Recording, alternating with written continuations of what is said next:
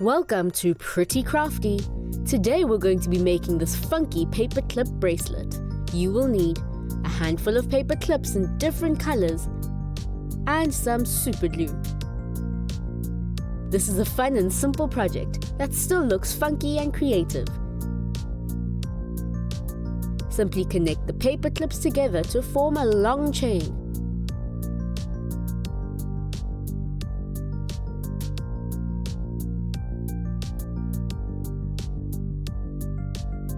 You can make these longer to form a necklace if you want.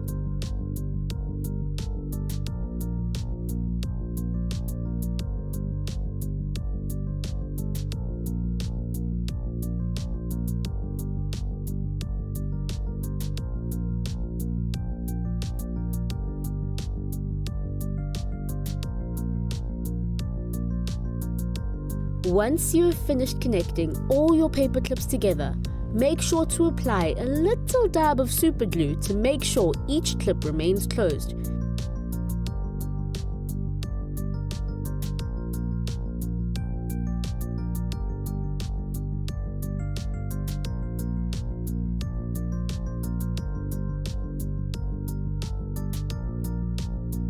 And just like that, you are done.